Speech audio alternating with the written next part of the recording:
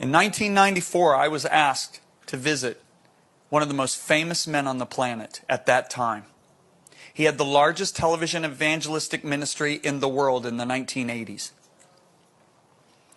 He committed fraud, was arrested and prosecuted, sentenced for 45 years. They reduced it later to 5 years.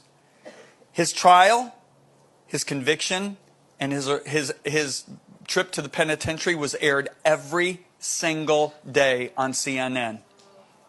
So he had read the first book that I had written in prison, and he asked someone to call me and ask if I would, his assistant to call and see if I would come and visit him in the prison. When I walked in the prison, I'll never forget it. Here's a man, he's older than me. He grabs me and he holds me and he won't let me go. Grabs me by the shoulders. He said, "Did you write this book or a ghostwriter?" I said, "I wrote every word. I've been through a wilderness, but not near what you've been through." He said, "We have so much to talk about." I'm sitting across the table from him. The very first thing he said is, he said, "John, this prison was not God's judgment on my life. It was His mercy." He said, "John, if I continued to live the way I was living, I would have been separated from God forever. I would have been in the lake of fire forever." When he said that, I realized, okay, I'm listening to a man of God. He told me how Jesus came into his prison cell and delivered him his first year of prison. He said, "There was so much evil in my life."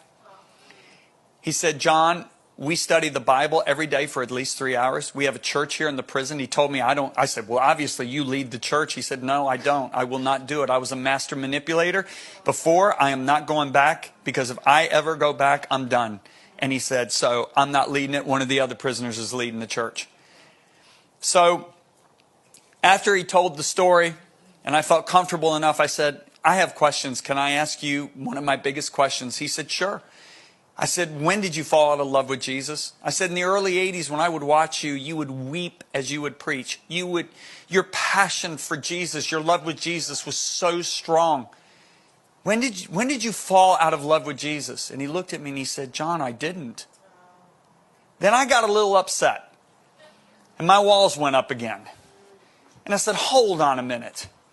You committed adultery," and I named the woman he committed adultery with, in 1983.